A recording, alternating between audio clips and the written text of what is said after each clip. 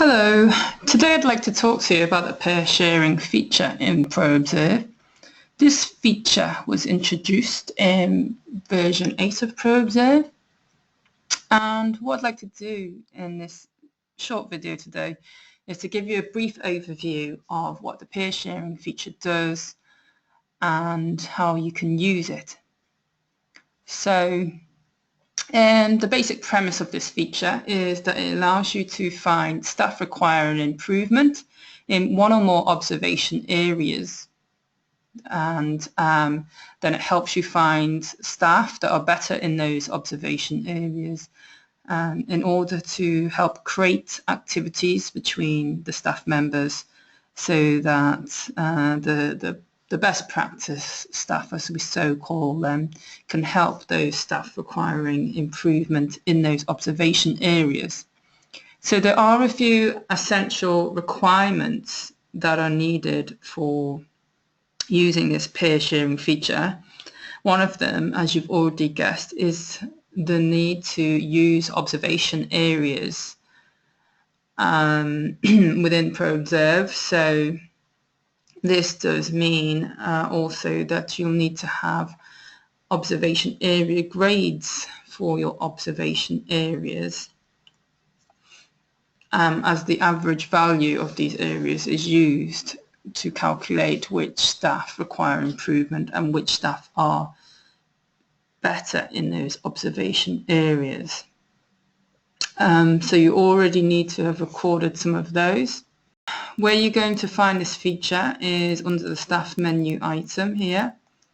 In version 8, there was only one pair sharing menu item, and it was just called pair sharing, but in version 8.2, we've also provided a line manager view, which we'll go into further detail later on. So when we first open up the pair sharing feature screen, you might not see this straight away when you first open your screen, since perhaps you haven't got any observation areas recorded yet, or you may need to do some configuration to see this, which is done here. However, when you first open the screen, assuming you have got some staff requiring improvement and some staff that can help them, you're going to initially see all the staff requiring improvement from all areas of the college listed down the left-hand side, and all the staff that can help them, as again from all areas of the college, are listed from left to right here. The screen is designed to help you find those staff most needing improvements by showing them at the top. As you can see, those with the most subcategories that require improvement are listed from the top, and it tapers down to those requiring least improvement down at the bottom. The numbers in the cells represent the number of matching areas between staff requiring improvement and the best practice staff. So Sarah Green is poor in 6 observation areas that Laura Williams is correspondingly good at, and Jessica Hall is needing improvement in 4 distinct subcategories that Olivia Johnson is correspondingly good at. The screen also shows you whether the staff requiring improvement is already undergoing some pair sharing activity. As you can see, Imogen's already undergoing some pair sharing activity here, and how many pair sharing activities they're currently undergoing. It's color coded, so at the moment we've applied a traffic light system to this screen, a traffic light scheme. So basically those with the areas needing most improvement are in green, and those staff that don't require that much improvement are in red. In the middle are the yellow areas and the orange areas. You can change your colour key around. Perhaps you prefer a heat system as shown here, and in this case those staff requiring the most improvement would be those staff members with the darker colours. Those requiring the least improvement would be the ones in the lighter areas. Okay, so that's a brief overview of the peer sharing overall screen. When the screen first opens, it will initially show staff requiring improvement and best practice staff from all areas of the college, as you can see from this drop down here. However, if we change the drop down to say only show those from the art and design department, it will filter all of the staff in this column and also all of the staff, best practice staff here, to only show those from art and design. So the same filters get applied to both types of staff. However, you might decide, for example, that you only want to work on improving the staff in the art and design department, but however, because the hair and beauty department have been deemed particularly good in the observation area that the art and design need help in, you can change the screen to show only those best practice staff in the hair and beauty department, whilst keeping staff requiring improvement in the art and design. So this might be good, for example, if say hair and beauty were really good at the practical demonstrations and art and design staff really needed help in that area, for example. That is the overall screen. So what I'm going to do now is just show you what we can do if we drill down on the staff requiring improvement. So we'll go for Sarah Green, as she has the highest number of subcategories requiring improvement at the moment. So when the screen first opens, what you're going to see is that the screen now is totally focused on Sarah Green. This whole screen relates to her. And so in the top left of the form, you can see a few details relating to Sarah. You'll see how many peer sharing activities she's had in the past, how many she's currently undergoing. You can see a timetable for her main college structure, which is art and design, and her staff record. Just have a quick look at that. View her observation history, action plans, etc. And also in the top right of the screen, we can see a list of her previous peer sharing activities. And what the bottom grid shows is each of the subcategories or observation areas that she requires improvement in. Lists how many times this observation area was graded.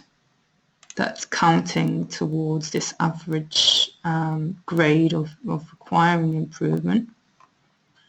And then it shows the best practice staff members here, and if they have a matching area, sorry, it's not supposed to do that, if they have a matching strength in area that Sarah Green is not good at, then it'll show in green.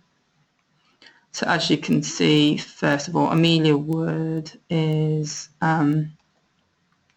someone that can most help her. So what I'm going to do is actually, I'm just going to go back and bring in all staff, the best practice staff from all areas of the college, because we want to just show as many staff here as possible. And just a bit more detail now about what each of the cells show. So basically, each of the cells show the average grade value obtained by the best practice staff member, and it shows the number of times they've been graded in that observation area in order to obtain that best practice grade. There's also a few more details about each best practice staff member, and this should help you choose which best practice staff member you want to help the staff requiring improvement, that is Sarah Green. So we've got a timetable, the main college structure of the staff member, the number of staff already being supported by the best practice staff member, and sorry, this little control is just to create a peer sharing activity, which I'm going to show you later. So one of the, in order to try and decide who's the best staff member to use as a peer mentor for Sarah, what we might first decide is actually we do want only those staff members in the art and design department, which Sarah's part of, to help her in this peer sharing activity, as being in the same department is one of the most relevant criteria that we can use. And so in order to decide upon that, then we scan across the main college structure of each of these staff members, and we find out Courtney Evans is the first staff member that we look at who could possibly help Sarah. However, we see that she's already supporting 2 members of staff, so perhaps it'd be better to use another best practice staff member, that is say Jasmine Jones, for example. She's not currently supporting any other members of staff in peer sharing activities. However, if we look at her timetable, we see she's a bit overloaded this week. These are all Jasmine Jones timetables, activities, so we will dismiss using her for now. And then the next person in art and design is Phoebe Taylor. So if we look at her timetable, we see, okay, she's got a pretty quiet week, and she's not supporting anyone else either, so we can create a peer sharing activity between her and Sarah. Now if we just wanted to focus on one particular area to work on in the peer sharing activity, what you would do is click on the particular cell, say for introduction aims and objectives. If we wanted to work solely on that, we'd click on that cell there. What it does is it opens up a new peer sharing activity. Peer sharing activity is simply a staff development item which has been marked in templates as a peer sharing activity. So that gets opened up here. A peer sharing activity, for example, might be a peer observation, where you can specify that Sarah is observing Phoebe or vice versa. And the way that you would put that differentiation in there is you would say whether Sarah is the observee or the observer. This field always relates to who's in the staff field there. When you open up the peer sharing activity, you can also automatically copy in what the subcategory description is, and you can choose what particular fields you want it to be copied into. So we've copied it into the objectives field. You can fill in a few more details. To do with this copying, you can specify that in your configuration settings as well of the system. Okay, so once we've decided we want to do that, we click on OK and save that. But for now I'm just going to demonstrate. If you wanted to copy in all of the observation areas, that is, there's 1, 2, 3, 4, 5, 6 observation areas that Phoebe Taylor could help Sarah Green on. So we think, well, okay, why not kill all those birds with one stone? Then we would click on this icon, and this icon creates a peer sharing activity where you'd specify that Phoebe Taylor would be helping Sarah Green with all of these observation areas. Okay. Once staff development item has been recorded for Sarah, you can then view it in here. And it will also appear under Sarah Green's own individual staff development record. So that was just briefly an overview of how to use the peer sharing feature. There are many things you can configure with this feature. For example, you might choose to only use best practice staff that have been flagged as can share best practice, because someone is good at observation areas, at teaching in those areas, for example, they might not be good at sharing best practice. You can state only use observation areas created after a certain date, only use those linked to action plan items that are still unachieved, only use areas from the most recent observations, and you might say that you only want to use observation areas from certain templates as selected below. You might have priority observation areas that you might want to just focus on, so you wouldn't get like all the observation areas that you saw before. And this is the important bit, when you are basically classifying what is a staff requiring improvement. You might say, basically someone who has an area of improvement is classed as classed as a staff requiring improvement. And if someone has a strength, they're classed as a best practice staff member. And remember, these are all based on whether your average grade rounds up to a strength or area of improvement. And here you can decide where you want your observation area description to copy into. There's many different things you can configure. When you finish the configuration, the screen is automatically updated to the configuration options you've set, and you'll instantly see we have less observation areas now that are counted because we only chose a few subcategories to work on, and perhaps only those from the most recent observations. So that's the peer sharing activity feature. That was just the admin view. What I'm going to do, is change it back to the settings that we had before.